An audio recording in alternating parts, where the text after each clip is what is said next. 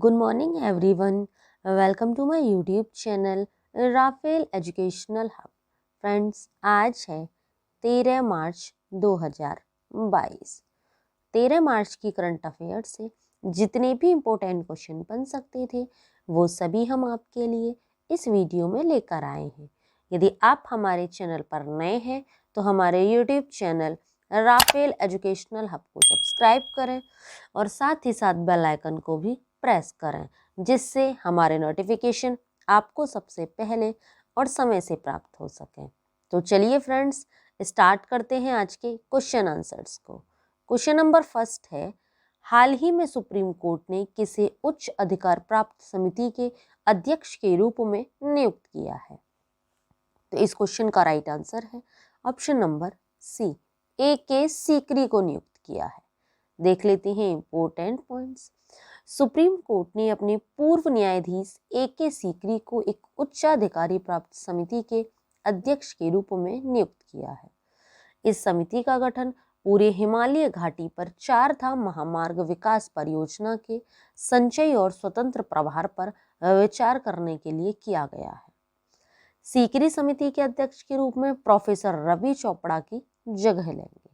Next question है, हाल ही में किसने युवा वैज्ञानिक कार्यक्रम नामक एक विशेष कार्यक्रम का आयोजन किया है? तो इस क्वेश्चन का राइट आंसर है ऑप्शन नंबर ए, इसरो ने किया है। देखते हैं इंपॉर्टेंट पॉइंट्स। इसरो स्कूली बच्चों के लिए युवा वैज्ञानिक कार्यक्रम या युवा वैज्ञानिक कार्यक्रम नामक एक विशेष कार्यक्रम का आयोजन कर रहा है।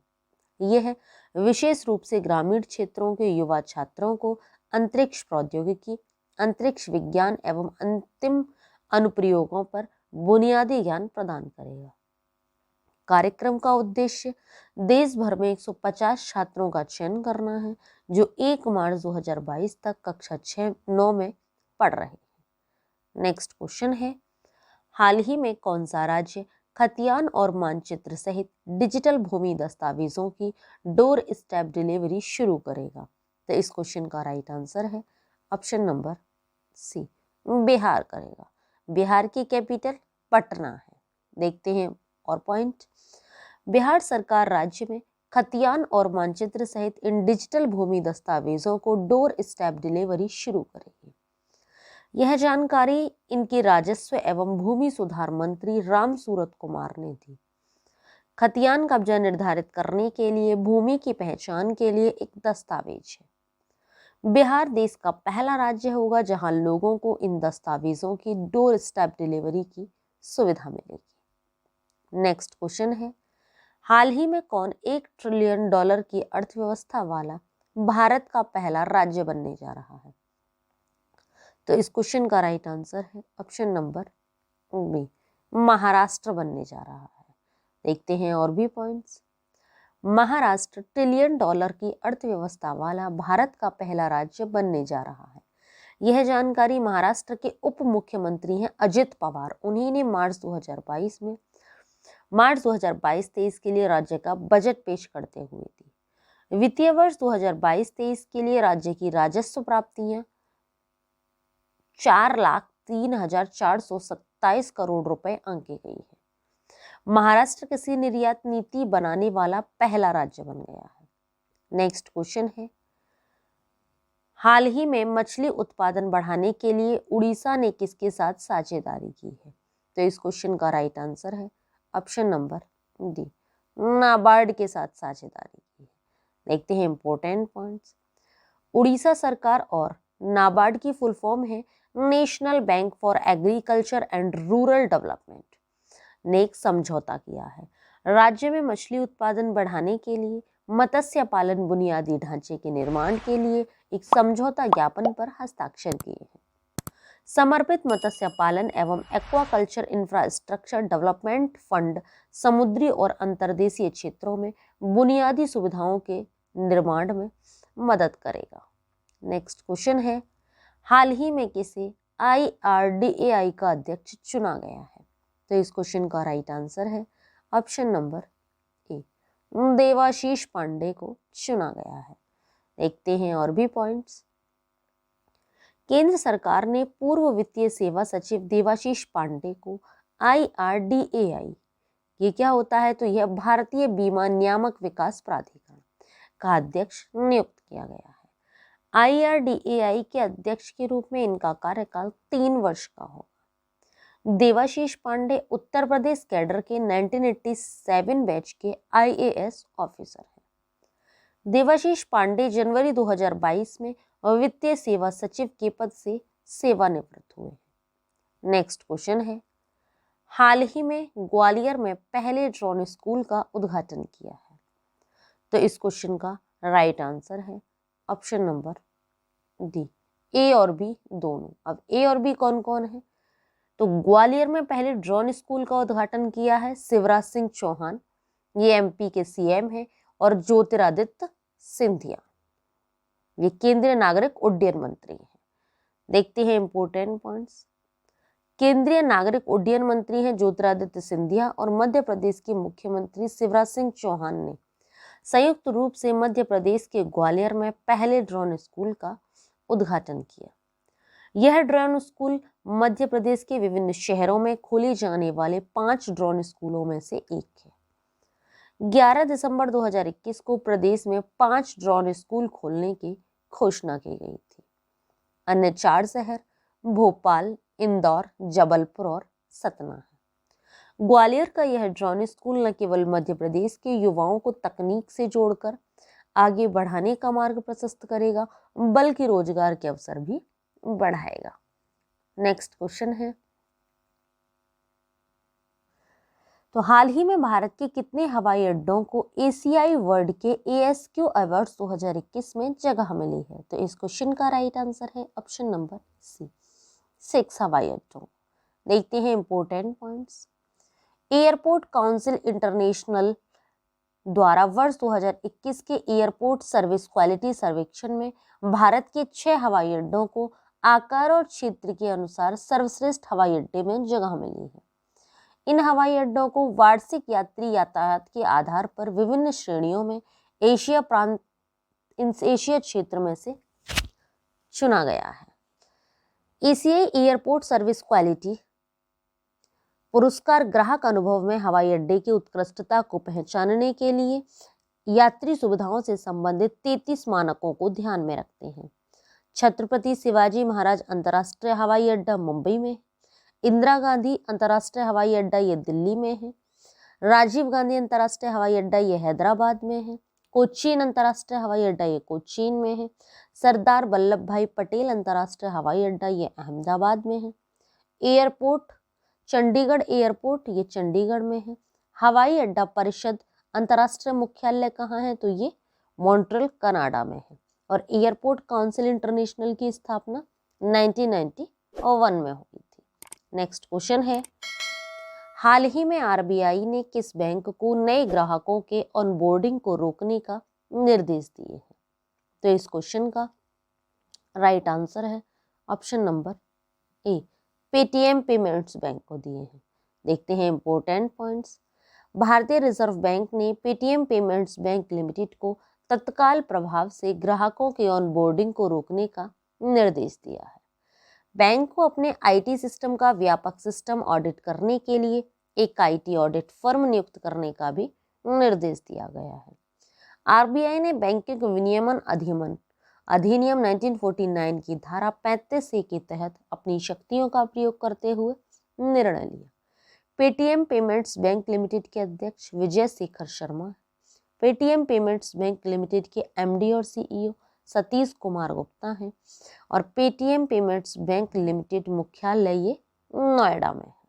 नेक्स्ट क्वेश्चन है, हाल ही में किस राज्य सरकार ने मुख्यमंत्री 4 श्रमिक कल्याण प्रकल्प योजना शुरू की है? तो इस क्वेश्चन का राइट आंसर है ऑप्शन नंबर बी, त्रिपुरा ने शुरू की है। देखते हैं और भी पॉइंट्स। त्रिपुरा सरकार ने 4 श्रमिकों के लिए एक विशेष योजना मुख्यमंत्री 4 श्रमिक कल्याण प्रकल्प की घोषणा की है।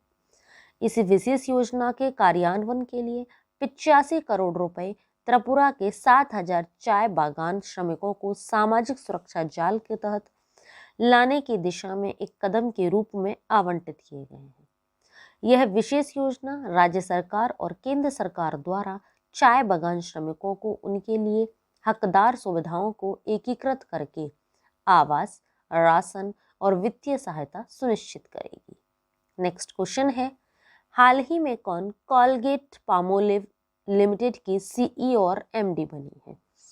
तो इस क्वेश्चन का राइट आंसर है ऑप्शन नंबर बी, प्रभा नरसिंगमन बनी है। देखते हैं इंपॉर्टेंट पॉइंट्स। प्रभा नरसिम्हन को कोलगेट पामोलिव लिमिटेड का सीईओ और एमडी नियुक्त किया गया है। वह राम राघवन का स्थान लेंगी, जिन्हें कोलगेट पामोलिव कंपनी में प्रेसिडेंट एंटरप्राइज ओरल केयर के रूप में पदोन्नत किया गया है। इससे पहले वे हिंदुस्तानी यूनिलीवर के कार्यकारी निदेशक के रूप में कार्यरत थी। कोलगेट पामोलिव कोलगेट ब्रांड के तहत ओरल केयर उत्पाद प्रदान करता है। यह पामोलिव ब्रांड नाम के तहत पर्सनल केयर प्रोडक्ट भी प्रदान करता है। नेक्स्ट क्वेश्चन है, हाल ही में वीडेम डेमोक्रेसी रिपोर्ट 2022 में भारत कौन से स्थान पर है? तो इस क्वेश्चन का राइट आंसर है ऑप्शन नंबर डी, भारत 93वें स्थान पर है। देखते हैं इंपॉर्टेंट पॉइंट्स। डेमोक्रेसी रिपोर्ट का नवीनतम संस्करण हाल ही में स्वीडन के गॉथेनबर्ग विश्वविद्यालयों में वीडेम संस्थान द्वारा जारी किया गया था।